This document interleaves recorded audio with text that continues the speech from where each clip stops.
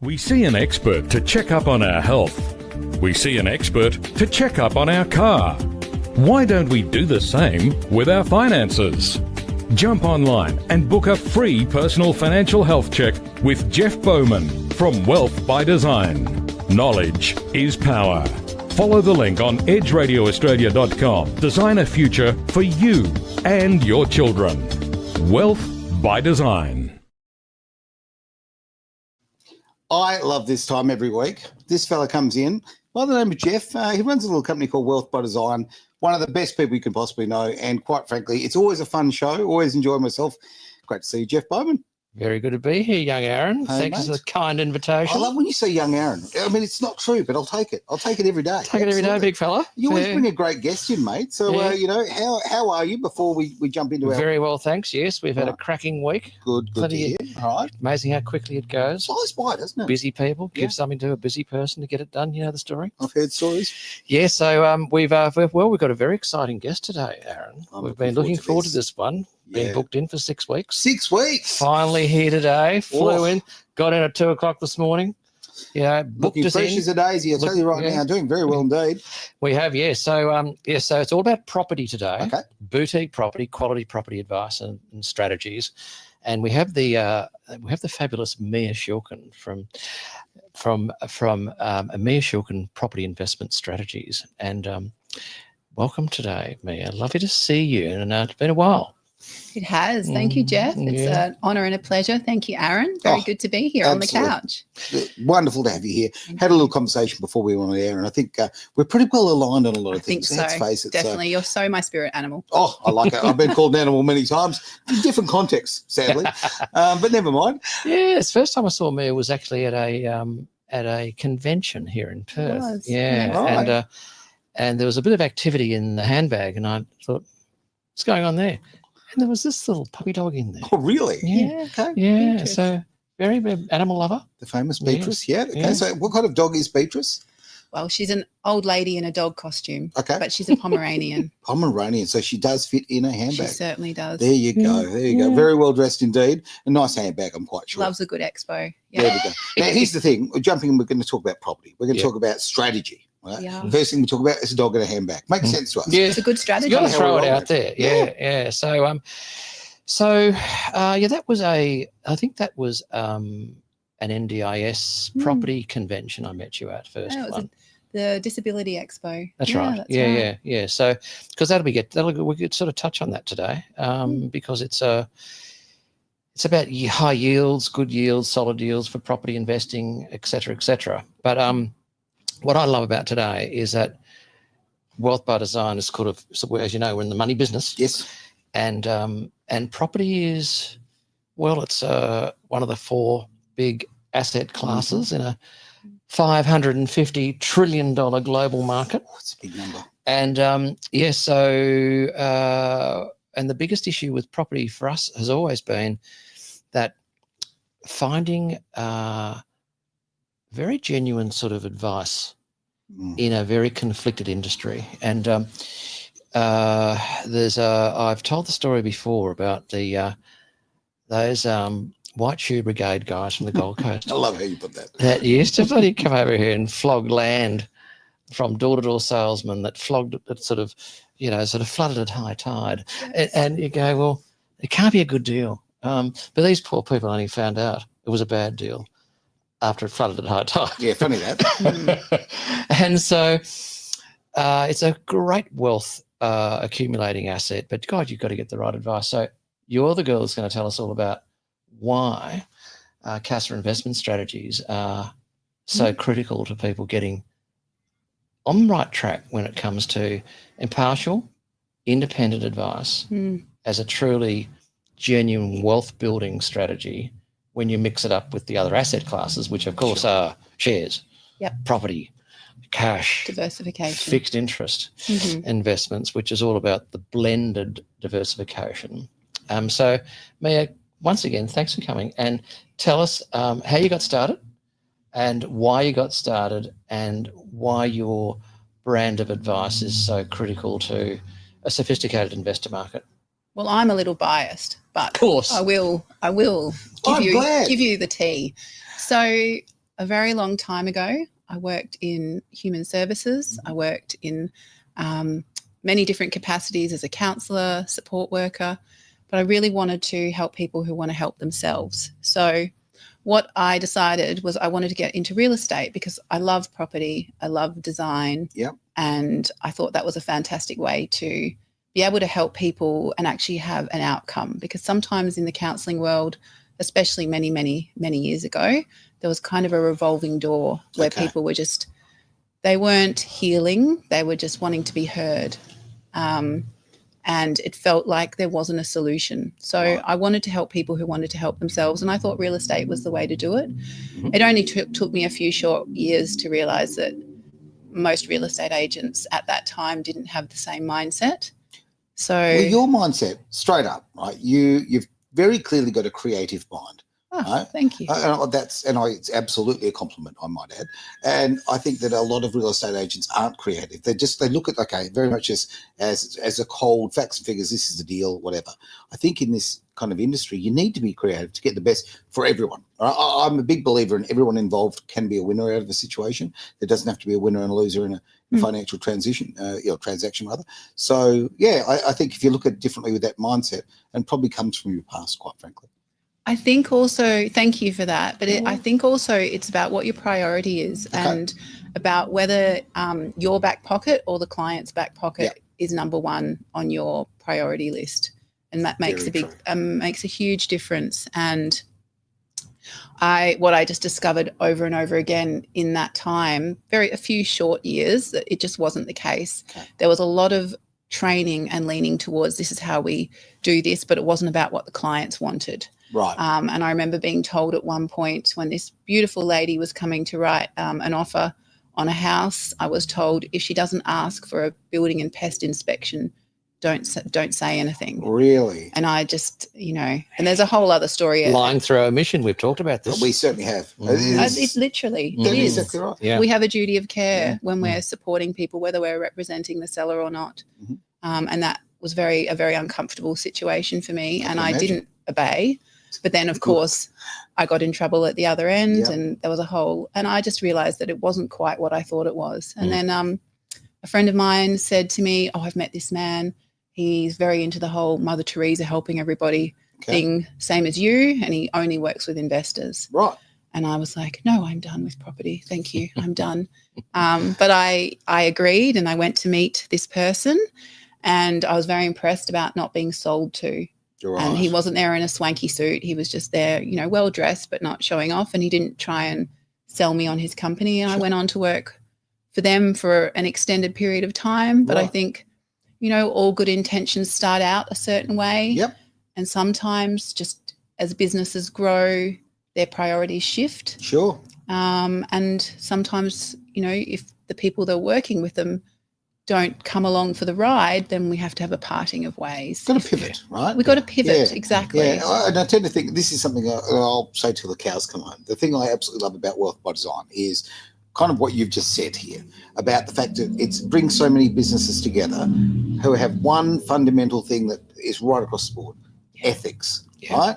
And to me, you save me a lot of time because I'm not having to go and search for people who have got ethics. Yeah. I know that there's a trust and the first things you've said there about the fact that you looked after that customer, even though you didn't have a legal or a financial, sort of benefit to do so, that says so much about the whole reason why you're obviously part of this group as far as being recommended. Yeah, it's spot on. I mean, it's client's best interests is not a glib marketing line. It's actually the truth. Yeah, so it's the reality. It's the reality. So unless you actually are focused on client's best interests at all times, then you're nothing more than a transaction-based promoter, right? So the financial planning industry was really, we changed the rules back in 1995 when we set up our financial planning company because it was classically a life insurance flogging industry. Sure. And then we said, righto, well, if we actually charge a flat fee and then rebate commissions, and then it gives the client the opportunity to retain us for independent advice, which is similar to what you've got. So can you explain how that works, where you actually retain clients, they pay you a fee, right, so that they know that you are independently working for them. that you're not working for the product provider, like you're not hardwired property development flogger. Absolutely. And that was the model of the company, which works because it was very above board. Yeah. But it's not for everybody, and it's also quite limiting for the style of investing that people can do.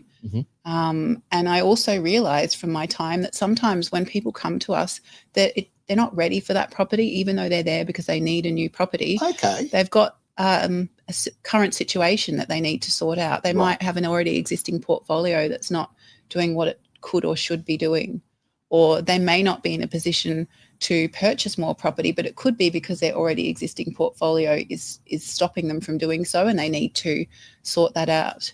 So, using a building expression, it's about getting the foundations solid before adding. Yeah. So, and when you are just being paid with the end product, that's not feasible. No. That's not a model you can do. You don't have a vested interest in building a foundation there, do you? Absolutely. You're an exit strategy. Not really. You're not building a relationship with the client. Well, certainly not in my eyes. Yeah. No, that's right. And I think sometimes when people come into this, they know that they need to invest. They don't know anything about it. They're looking for guidance. Yep. And if you've only got one stream of income, or you've only got one model, you potentially can't help them in the way that they need to be helped. So we've got some questions coming up, and I think that this question actually fits in beautifully to what you've just been talking about. So thank you to the Worldwide Awake Business Network for this one.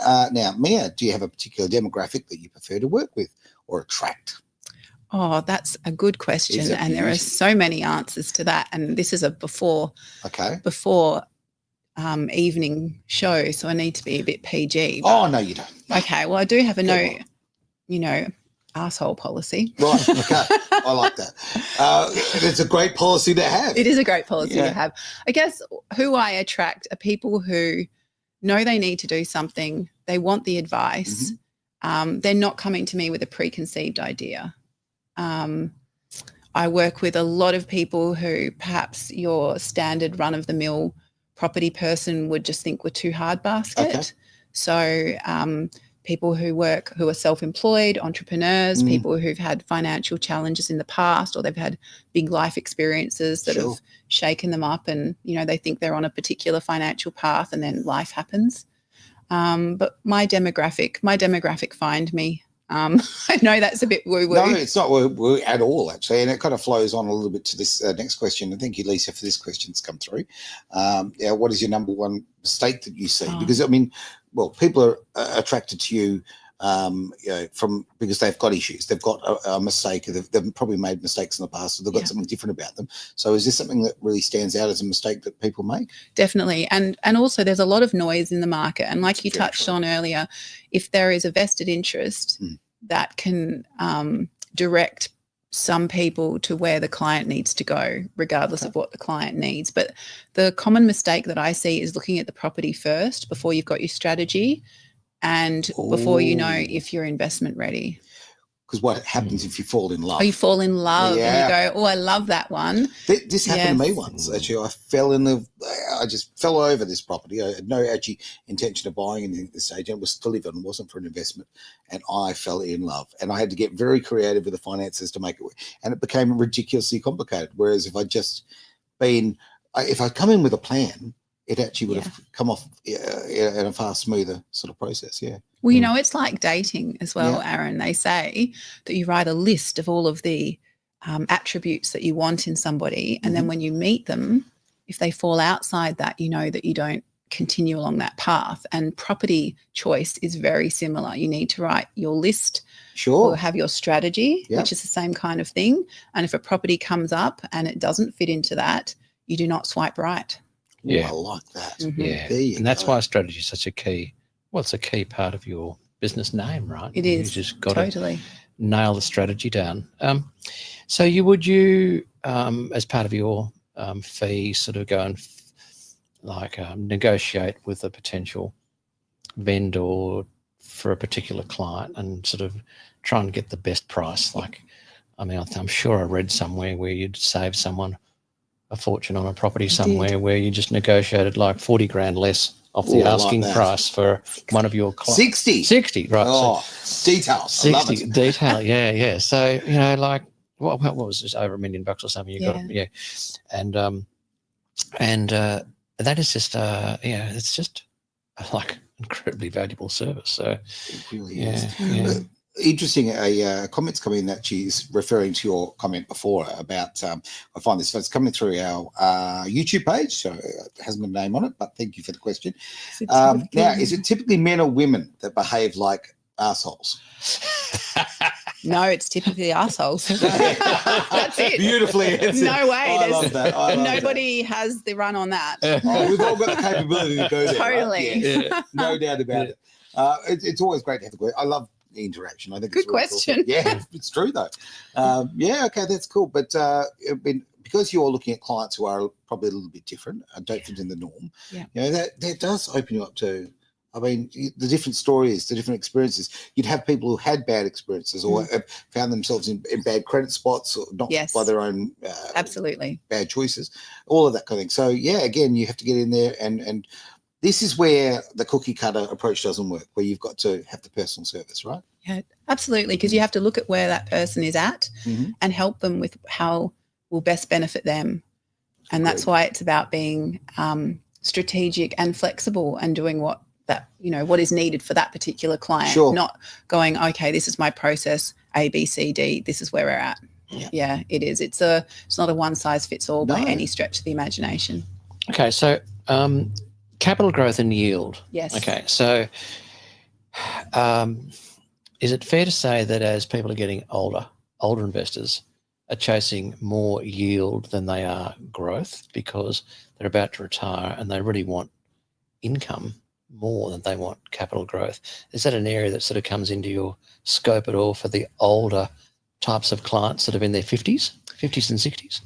Potentially, but there's sort of two schools of thought with that. And some of them are looking for high growth so they can sell Yeah.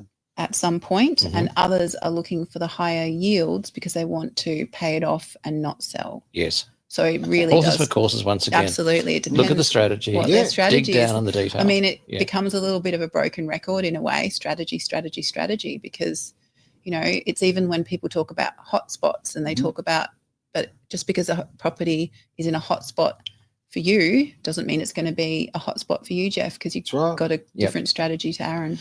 Okay, so what about, we've got a major aging population, right? So there's a lot of downsizing going on, Yes. right? So the kids have left the four bed, 3-bathroom, whatever joint, and now there's mum and dad floating around. The kids are bolted, Yes. and so the garden's too big, and maybe not enough money in super, so they can sell down and go into a smaller property. So for investors, is there a bit of a focus towards the smaller property, more up, still an upmarket type of property, because often people will go from maybe a $2 million or $3 million house down to a $2 or $3 million apartment, and there might not be a lot of difference in the cost, but it's like half the size. Yep.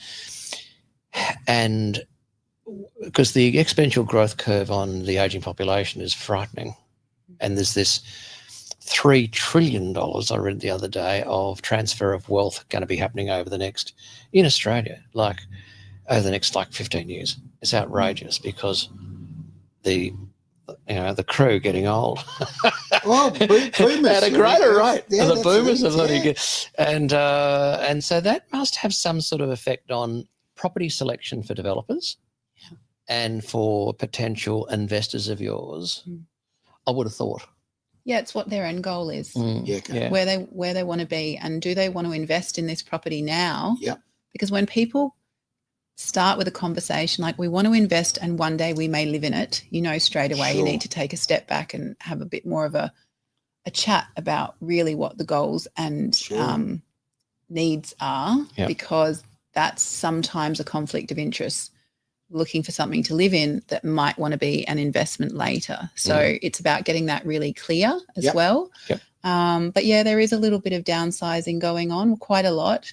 And I guess at that point, it's a really good idea before you sell to work out what your strategy is, because sometimes it is more helpful to make some more investing moves before you sell that initial property Gotcha. than to sell it and then have like a big bag of cash. Yep. Because as you're getting older, the financial institutions aren't as eager to lend you No. bucket loads of cash. That's right.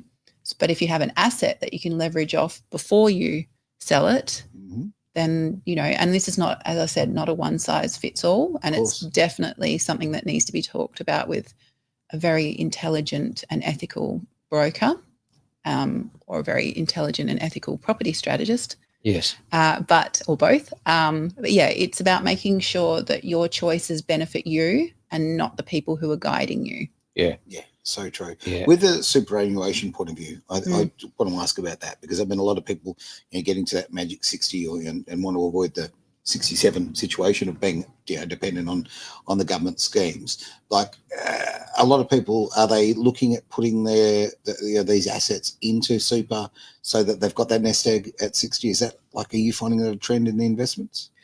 Self-managed super, that sort it's of a bit tricky when you already own an asset to Okay. then transfer it across into super. It can be done, right? but there are more efficient ways to do it. I'm not saying not to do it. It's case by case, Sure. but sometimes it's better to look for other things within your self-managed super, or to look at a property that would perform differently in super than it would outside super. There's Okay. also different rules for what you can purchase within your super too. Yep. So Yeah, moving your own property is a bit of a pain, but you could. Yeah.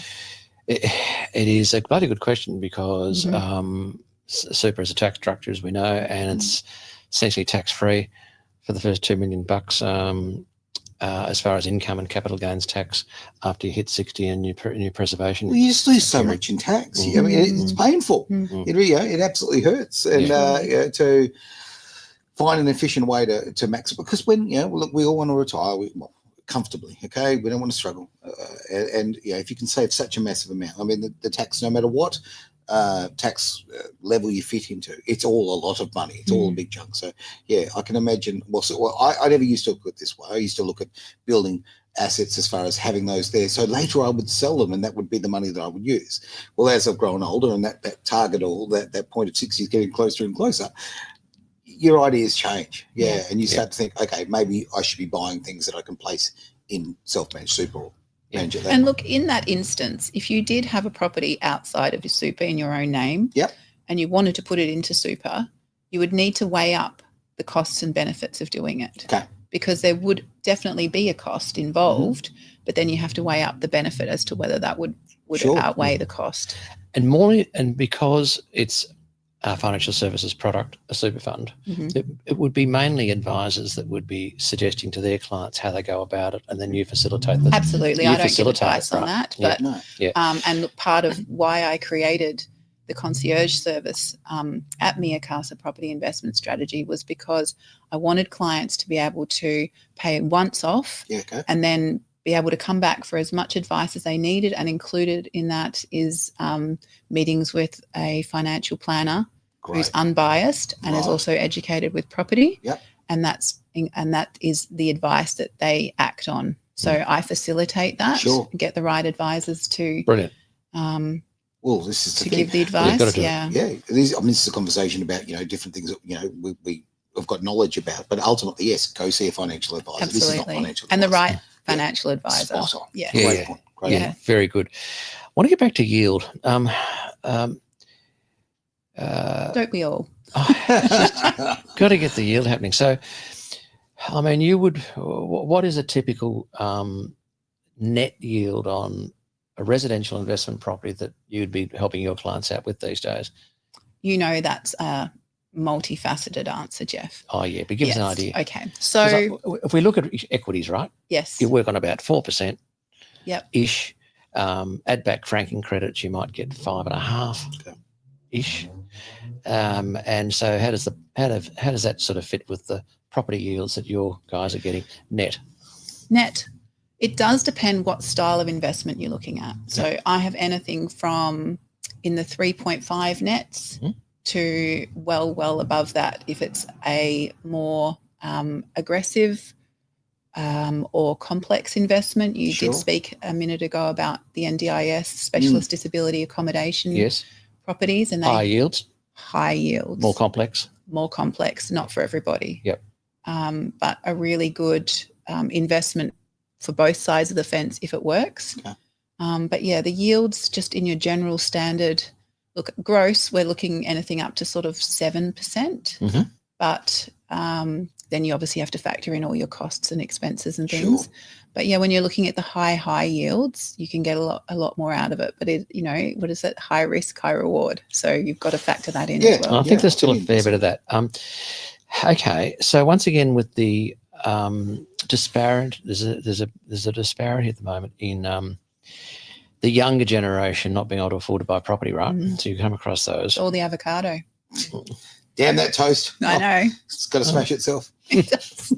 So you go, what is an option for these people as a staging post before they can actually buy their own property? So co-living is something that pops up, right? So you go, well, 5 bedroom, 5 bathroom, $350, $400 a week per bedroom. Yeah. Is that stuff that is around that you get involved in? It is certainly around. I think some of the constraints with that are that lenders will only facilitate up to a certain point. Right. So you need to have some cash flow or some savings depending on the investment. So even if you're getting sort of a 15% yield, sometimes they'll only acknowledge up to a certain, like a 6%, for example. Yeah, okay. So, but yes, those opportunities are definitely around. And there are people who are facilitating those in a very ethical, good, high quality construction. Excellent. They're not just dog boxes. Not that there's anything wrong with dog boxes, big fan, but have a couple myself. There you go. No, in terms of that style of investment, it is very much the yield is there, but it's kind of a catch-22 in a way, because you've got to have the backing and you've got to be able to show the lenders that you can manage it. Yes. Even if you don't have all the rooms rented out. Sure. Yeah. Okay. Well, I was going to ask on that front, and my knowledge of this is so out of date, it's not funny. So please fix me up on this one. But I remember with commercial property, I remember that years ago, looking at that as an investment, you often needed a 40% deposit, right, to actually get into that. So, is there a similarity with that with the co-shared homes? Is coming in with a big deposit, or is it more about your ability to service the loan? It is about having that buffer because, as well, when you're building a property that's like Jeff just mentioned, a 5 by 5, 5 bedroom, 5 bathroom. Yeah. Sometimes the value, when a lender is valuing it, they don't value it at what the purchase price is because they don't see the value in it. Right. They might see overcapitalisation. That's right. Yeah. They do. So you need that extra buffer. And I know initially when I first started working with self-managed super property investing, all of our clients had to have a 30% deposit. So there we go. Yeah. So it's about education. It's about the education piece beforehand, making sure that people have both the financial and the mental capability. 2 things are popping up, full stop, repetitively, education and strategy. Yeah. Right? Yeah. I mean, these are the 2 fundamentals, aren't they? Yes, definitely. And there is a lack of both throughout the market. Yeah, it doesn't surprise me because the property industry is still very, very heavily focused on the transaction, the big sale, the big organisations, the big teams. And I guess that's the niche area that you've created because it's boutique, it's all referral, and quite a unique little niche you've carved out there, which is fabulous. Yeah. Rightio, lending. Yes. The lending, when I went for my first house loan and I got knocked back, I was about 23. I had the deposit and it was a place in Clyde Street in St Kilda in Melbourne. And I've never forgotten this. I had the deposit and it was 27 grand for a... can we wind back the clock? Yeah, but I'm old. Oh, mate. This is 40 years ago. Vintage, Jeff. Oh, vintage. Thank you. That's not food. And I like a good vintage sort of single malt. Yeah, it's great. Anyway, I had to front up with a 30% deposit, right? And it was a single terraced house, small, single fronted joint, old, even then. And but right smack in the middle of St Kilda, right? And anyway, went to the local bank and I was earning a few bob, out and about. Doing well. And I had my 30% deposit, keeping in mind it was only a $27,000 property, right? Yeah. But I got half of it from my grandfather as a bit of a gift, Thanks, Grandad. Thank you. Good old granddad. Oh, So I'm away here. I'll nail this because I can easily do the borrow. I can afford the loan. if he's looking to adopt, just let me know. all day long. And anyway, I got knocked back on the loan. You know why? Why? Because I couldn't prove that I'd saved the full deposit. Oh, yes, Right. of course. And as soon as I end up that I'd bloody got half it from the old man, Yep. the old man's old man, Yeah. he knocked me back. Totally. And of course, so that's interesting. So you had to have a 30% deposit, then you had to prove that you'd saved the deposit, Mhm. and then you would qualify for the loan because the loan to value ratio was fine because it was a 30% deposit. And I've followed this over the last 40 odd years, and you'll hopefully agree with this. Otherwise, I've been going down the wrong rabbit hole. But Yes. as the and the yields were quite high, right? The yields were high on those properties in those days, 40 years ago, probably before you were born. Absolutely. Well, many years before I was born. And so I'm going, righto, the expansion of credit is something that I've followed. Making it easier for people to borrow money, Mhm. right? So that's done by reducing the fact that I didn't need a 30% deposit. So first thing was you don't need to prove up your safety deposit. Next thing, you don't need a 30% deposit, you need a 20% deposit. And then you need only 15%, 10%, 5%. And we know this period where you could go and get a loan for 110% of the purchase of the property. You could borrow the stamp duty at the same time. It's amazing. And Yeah. everyone's geared to bargain. And then we had a property crash, right? We had Absolutely. Fannie Mae and all that stuff in America, and the same thing here. Yep. And so, and then you can correlate all that to actually a reduction in the yield as the debt levels have gone up. Okay. All right. So now and in those days it was something like maybe 2 times salary equals your debt, and now it's like 5 times salary equals your debt, like crazy Easily. stuff, right? Mhm. So does that? Do you think that's roughly on the money? From no pun intended. And B, is it true now that the debt levels are so high as a debt loan to value ratio and as a percentage of salary or a multiple of salary that it's harder to borrow money today? Oh, there are so many loopholes that prevent people from having such a streamlined experiences as Right. you had and I had with my first property. Mhm. I had a Okay. very similar experience when I was 23, except it was my stepmom who helped me. There you go. Bloody old Jess. family. Thanks for Thank that. you. Exactly. But yes, they're looking at everything now. They're even looking at what you're spending your money on. Yeah. Looking for how much you spend on Uber Eats. Absolutely. So they go through Wow. And the, all of your um, expenditure. Yep. Yeah. the payoff, what is that called? Yeah, I know what you're talking You know about. what I Yeah, mean. yeah. You pay in 4 or Yeah. something. Yeah. So where you've Yeah. got payment plans. Oh multiple yeah, payment plans. delayed. Yeah, not The little green icon that comes up on your phone. Yeah, that thing. Yeah. You can tell I'm well versed payday. in that. It's not I don't payday know what it limited, is. but it's Pay as you go. Pay as you something go. along those Right. lines. Yeah, yes, exactly. the modern day lay-by. Yes, Yeah. absolutely. Yeah. Let you take But it it's home. instant gratification Yeah. So true. because you get the item or the service and then Yeah. you're stuck paying for it. Yes, and that's where you can go to Harvey Norman.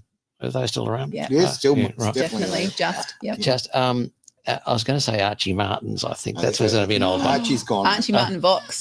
Hey. See, bloody, Wow. this I Perth did- girl's been around. I know a lot for someone under 40. Yeah, you're doing really well. I was going to embarrass myself. I wrote ads for Archie Martin Vox in the early 2000s. Nice. So there you go, That's mate. beautiful. Oh, I knew those Small bloody. one. Yeah. Yeah, so but the point there was going, well, okay, I get the whole lounge suite now, plus the fridge, plus this, plus that, and I can have it delivered tomorrow afternoon, when I get home from work, and I pay no interest for 2 years. Wow, what a great deal. But then, of course, the interest is 33%. Yeah. As soon as it kicks in. That's right. And that's always clever financing because bloody Archie Martin got the money straight away. Totally. He It's was- marketing and yeah. it's emotional manipulation. Yeah, clever. And Clever it's and rife, absolutely rife through Yeah. anywhere that money and well, not just property, but purchasing is involved. Sure. Yeah. Sure. Yeah. Again, this is why you've got to do your research. Spend a bit of time. Don't be, like I said before about the house I got emotionally attached to, right? Okay. So then I'm trying to make it happen. Whereas I should have actually put the thought behind and the processes behind and got a good interest rate and, and then I go shopping. right? Yeah. Just the pre-planning makes all the difference, because then you don't want that instant gratification. You're not looking for that dopamine hit. Yeah. No, you want the guidelines in place so Yeah. that when you see that beautiful property that you really want, you know that your top limit is this amount. Yep. And you don't go any further, because that's when you start to have problems, is you start signing offers without a finance clause, and then you have to come up with the money. Yeah. It's a lack of discipline. Yeah. So it's a big deal. Totally. Yeah. Okay, another one. Is there part of your sort of your advice piece centered around something that I've always believed? Property, as in land, the land component appreciates, the dwelling depreciates. Yeah. So therefore, if you're looking for capital growth, you need more land as a percentage of the total purchase price. So then you go, oh, well, a whole bunch of flats sitting up there. Well, I can get that flat for 350 grand or 500 grand or 800 grand, but it's one of 40 in a block. And you go, as a percentage of the total value of that flat being the land, a lot of it's sitting on a little bit of land. Yes. So my appreciation for that is probably not as great as a green title where I've got a bunch of land and just a house sitting on top. Now, I guess the question is, with more and more quality smaller properties because of an ageing population and a demand for smart apartments with the ageing population, it's probably not as critical that I don't have as much land, because the demand for those properties, now that everyone, all the oldies want them, Right. The smaller places. is probably offsets it a bit. Does that make sense? It makes total sense. And it's very 1985. Okay. Yep. Because just... Sorry, mate. There you go. She just goes, bang. And that's not lose sight of the Getcha. fact, okay, She's ruthless, I told you. that's 40 years ago, but that's all right. Certainly not. No. No, what I mean by that is not all land is created equal. Yeah. So So just true. because you're buying a house on a massive block somewhere does not mean that within X amount of years it's going to follow that.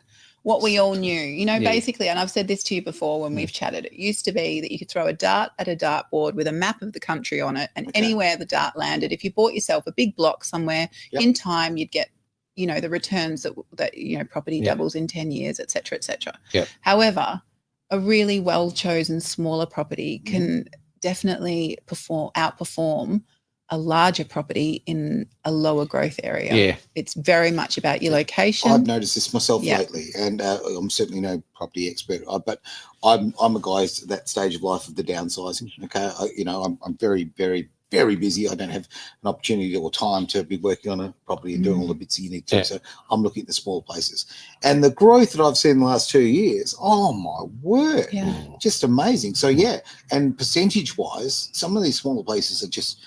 I mean, they're just exponential. Absolutely. I've Huge got difference. clients who have purchased 4 or 5 years ago, and it's doubled in that time. Yeah, easily. It's just about where you choose and what your goals are, how long you're going to keep the property for, and definitely land, nice though it is, it's also you've got to think about who's going to be living there and are they going to look after it. Yeah, you've got to capitalise it, right? You got to do. And if you're dwelling buying and the human in there to pay the rent. Absolutely. You've whatever. got to have all your boxes ticked. And I think that also you have to think about if people are buying something with the view to develop later or to do this or to have some other project on it.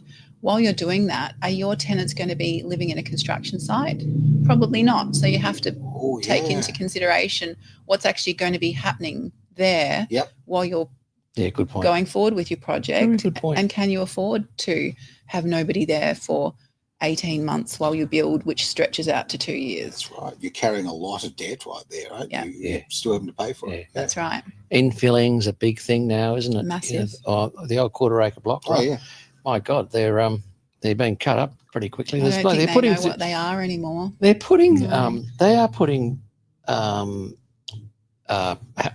on blocks of land that are like 300 square metres. Can you believe that? It's I've had amazing. situations where someone has sent me property to look at, and I think that I'm looking at the build size And And I'm it's the looking at the land. land size. Wow. Yeah. Yeah, the old day. I grew up on. I'm a very, very lucky guy. I mean, I grew up first on a property that was 1,400 square meters where you could play cricket in the backyard, right? Like literally. So good. Now you can play test match. The board game. in the Totem backyard. tennis. Oh yeah, and we still had the pool and still, it's Yeah. crazy. And then I went on to living on 10 acres, so I love the space. But yeah, these things are just completely, they're just not relevant anymore to such a huge degree. Yeah. And I think you've got to look at where we are and make the changes and also look and enjoy lifestyle. I mean, find places that are, let's think about the location, let's think about what's around it, let's think about the growth potential of all of these other sort of aspects, not just the size of the chunk of land. Yeah, absolutely. No, Good good, point. very good point. Thank you, Jeff. I And think- it's also about what the definition of retirement, for example, Sure. is to you. Because quite often people think retirement is that's when you stop working. Mhm. But for a lot of people that I speak to, retirement is when you no longer have to look at your bank account Okay. to make your life decisions. So Yeah. maybe retirement's when you start living. Yes, I think so. Yeah. Good And if point. you're downsizing, no garden, Yeah. a couple of pot plants on the Oh. balcony, Absolutely. Or a gardener. or a Or a garden. gardener. Yeah, get a garden. Right gardener. on. Yeah, Right on. yeah. Hey, we have gone overtime, which is a fantastic. You know what that we says to have me? to. Gee, we've got lots to talk We about. do have a lot Yeah. to We'll have talk to get you back. Oh, Okay. I love Simple that. as Thank that. you. Yeah. It's been really Incredible lovely pleasure. sitting here with you guys today. I really enjoyed it. Thank Yes. you for the opportunity. Yeah, it's always good to get a bit of class in. Oh, We love it, don't we? I won't say a thing, mate. You're right. See, I Do you didn't have get any- on that one. yeah. You put me off there. Have you got any last questions you want to throw Mia's way? Look, no. I've been pestering for Mia with so many questions all bloody session. I just say that it's a fabulously refreshing to have someone with your caliber in the property Thank you. game that people can go to and go, righto, this is a very believable, trustworthy individual about property, because the industry is rife with the antithesis of that, right? Yeah. And so good on you, Mia. Well Thank done. you, Jeff. Thank Really, you, Aaron. really Yeah. cool that we've got you in the studio. Only took 6 weeks. Only Gee. took Totally. 6 And a weeks. plane flight. And a plane flight. Yeah. Oh, And you're and very guess what? popular. And can guess you what? say? Guess what? What's going on? Mia is our guest speaker at our Money Matters event Next week? next Tuesday. Fantastic. Yeah, See how you good's there. that? There we Thank you. go. So Yes, very we've got exciting. we've got oversubscribed. We've got about 2 or 3 extra standing Oh, room. when they found out me was coming, I mean, come Standing on. room Oh, there only you now. go. but You're they're in bringing for a bit of a superstars. treat. We've got it's Mia is going to go. Poop, you're up first. Thank you. Looking Yeah. forward to it. Guest, super guest, I'm the flown in opening act especially. for you, actually. There we Let's go. be very honest. The main Could event. be a comedy routine. The main I'm not sure. event. Backup dancing. On Yeah, we're going to that pitch front- the karaoke. Yeah. Yeah. On that, well, we'll do that. But on that front, where can we actually get hold of you? My website Yep. is miacasastrategy.com.au. Great. I'm on LinkedIn, Mia Shilkin. I'm on all of the social medias. Instagram is Mia Casa Strategy. Okay. I have a wonderful team that keep things moving, Yep. whom I'm very grateful for. Hi, The fabulous Harriet. Harriet. Oh, Much love to Harriet. Harry. She's a ripper. And she's the best. But yeah, I'm there. Reach out. You can send me an Fantastic. email, message, whatever. Yeah. And of obviously- course, Wealth by Design. Absolutely. Call us. Yep. It's all there. It's all there. Go through our website, wealthbydesign.com.au. And if you can't even be bothered doing that, you might be listening right now on edgeradioaustralia.com. If you are, this man's face pops up. Click away, goes to you, goes to Mia, joining everyone together. Where Yeah. we go. Thank Right. you. Yes. It's Yes. absolute pleasure. The team. The team. Let's get out of here, team. Right. It's time to bend the elbow as far as I'm Yes. concerned. Excellent. Thank you for being part of the show. Wealth by Design here on Edge Radio Australia.